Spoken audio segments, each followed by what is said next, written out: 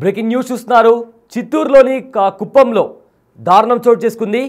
అప్పు తీర్చలేదని ఒక మహిళను చెట్టుకు కట్టేసి వేధించాడు ఒక వడ్డీ వ్యాపారి. అయితే ఆ కుప్పంలో ఈ దారుణం చోటు చేసుకుంది.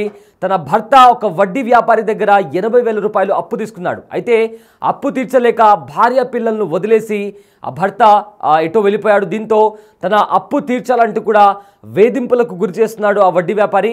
దీంతో వాళ్ళు కూలి పని చేసి ప్రతిరోజు కూడా ప్రతి నెల కూడా ఎంతో కొంత అప్పు తీరుస్తూ వస్తున్నారు. అయితే టైంకి డబ్బులు ఇవ్వట్లేదంటూ కూడా ఆ వడ్డీ వ్యాపారి ఒక మహిళను చెట్టుకు కట్టేసి దారుణంగా వేధించాడు.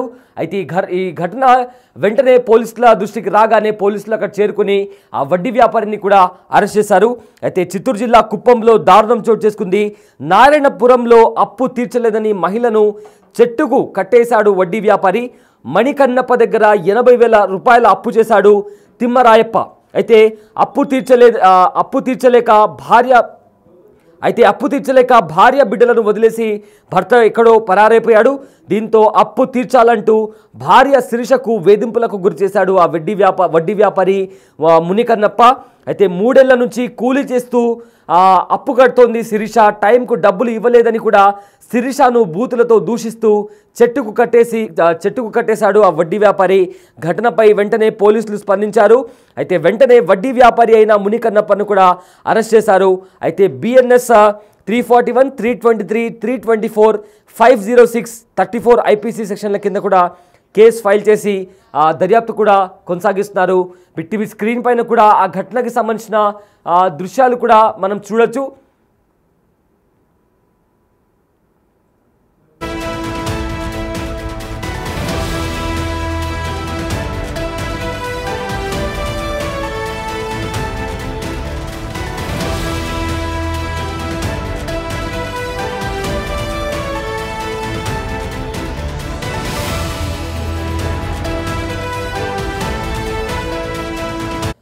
చిత్తూరు జిల్లాలో కుప్పంలో ఈ దారుణమైన ఘటన చోటు చేసుకుంది.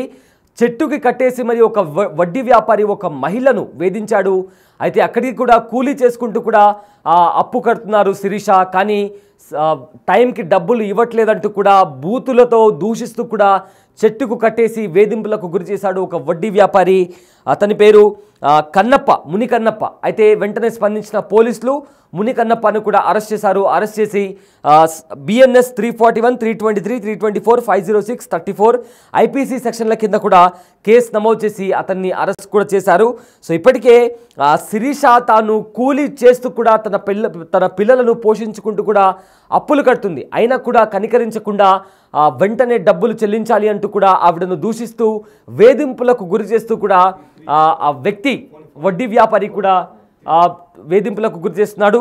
అయితే ఇదే అంశానికి సంబంధించిన పూర్తి డీటెయిల్స్ అందించడానికి మా ప్రతినిధి దామోదర్ అందుబాటులో ఉన్నారు.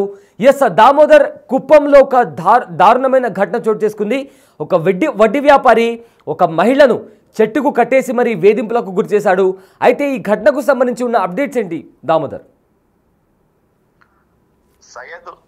చిత్తూరు జిల్లా కుప్పం నియోజకవర్గంలోని నారాయణపురంలో దారుణం చోటు చేసుకుంది. నిన్న శిరీష్ అనే మహిళ రెవెన్యూ కార్యాలయానికి స్టడీ సర్టిఫికెట్స్ కోసం వెళ్ళి తిరిగి వస్తున్న సమయంలో ఆమెకు ఏదైతే ఆమె భర్త నరసింహులు గతంలో 3 సంవత్సరాల క్రితం మునికన్నప్ప అనే వ్యక్తి దగ్గర 80,000 రూపాయలు అప్పుగా తీసుకున్నాడు. ఆ అప్పు తిరిగి చెల్లించకుండా అతను అజ్ఞాతంలోకి వెళ్ళిపోయాడు. ఈమె కూడా వేరే గ్రామంలోకి వెళ్ళి ఉపాధి పనులు పొందుతుంది. అయితే ప్రస్తుతానికి సంబంధించి ఏదైతే స్కూల్స్ ఓపెన్ కావడంతో దానికి సంబంధించి క్యాస్ట్ సర్టిఫికెట్, ఇన్కమ్ సర్టిఫికెట్ కోసం వచ్చిన ఆమెను గుర్తించిన మునికన్నప్ప ఆమెను పట్టుకొని చెట్టుకు కట్టివేసి తన డబ్బులు ఇస్తావా లేదా నీ భర్తకు ఫోన్ చేయంటూ వీడియో కాల్ ద్వారా భర్తకు ఫోన్ చేయించాడు. ఈ ఘటన చూసిన వారు కొంతమంది ఈ విషయాన్ని పోలీసులకు వెంటనే సమాచారం ఇవ్వడంతో అక్కడికి వచ్చిన పోలీసులు అతన్ని ఏదైతే మునికన్నప్పతో పాటు మరో 4గురిని అదుపులోకి తీసుకుని ఆమెను విడిపించారు. ప్రస్తుతం ఆమె కుప్పం ప్రభుత్వ ఆసుపత్రిలో చికిత్స పొందుతుంది. సుమారు గంట పాటు ఆమెను చెట్టుకు కట్టివేసి బూతులు తిట్టి ఇష్టానుసారం మాట్లాడినట్లు స్థానికులు చెప్తున్నారు. దీనికి సంబంధించి పోలీసులు వెంటనే సీరియస్ గా రియాక్ట్ అయ్యారు.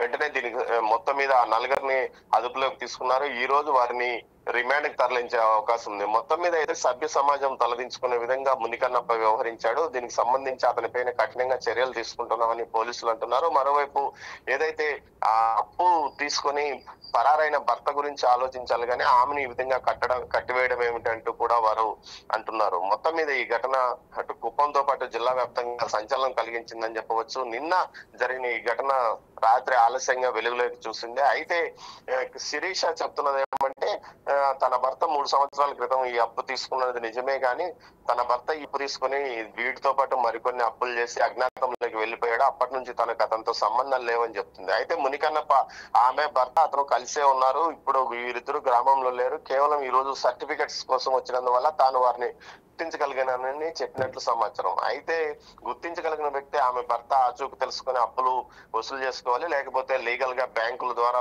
ఏదైతే కోర్టుకు వెళ్ళడం కానీ ఇతరత్ర కారణాల వల్ల అప్పును వసూలు చేసుకోవాలి, కానీ ఈ విధంగా ఆమెను కట్టివేయడం ఏంది అంటూ కూడా తీవ్రంగా ఆగ్రహం వ్యక్తం చేస్తున్నారు. మొత్తం మీద ఈ ఘటనకు సంబంధించి సీఎంఓ కార్యాలయం కూడా సీరియస్ గా స్పందించినట్టు తెలుస్తుంది. వెంటనే నిందితుడిపై కఠినంగా చర్యలు తీసుకోమని ఆదేశాలు జారీ చేసినట్లు తెలుస్తుంది. Syed. Yes sir, thank you Damodar, thanks for the update. So Chittoor జిల్లాలోని కుప్పంలో దారుణం చోటు చేసుకుంది. ఏదైతే వడ్డీ వ్యాపారి ముని కన్నప్ప అనే వడ్డీ వ్యాపారి ఒక మహిళను అప్పు తీర్చాలంటూ కూడా ఆవిడ రోడ్డు పైన వెళ్తున్న టైంలో ఆవిడను చెట్టుకు కట్టేసి కూడా బూతులు తిడుతూ కూడా దూషించాడు. అదేవిధంగా తన భర్త చేసిన అప్పు, ఎవరైతే తన శిరీష వాళ్ళ భర్త ఉన్నారో అతను అప్పు చేసి ఎక్కడికో వెళ్ళిపోయాడు. అప్పటి నుంచి శిరీషకి ఇంకా తన భర్తతో ఎలాంటి సంబంధం లేదు అంటూ కూడా శిరీష కూడా చెప్తుంది. అయితే దీంతో తన అప్పు కట్టాలంటూ కూడా మునికన్నప్ప కూడా ఆ మహిళను వేధిస్తూ దూషిస్తూ ఒక చెట్టుకు కట్టడంతో వెంటనే పోలీసులు స్పందించారు. పోలీసులు స్పందించి పలు సెక్షన్ల కింద కేసు నమోదు చేసి మునికన్నప్పని కూడా అరెస్ట్ చేశారు.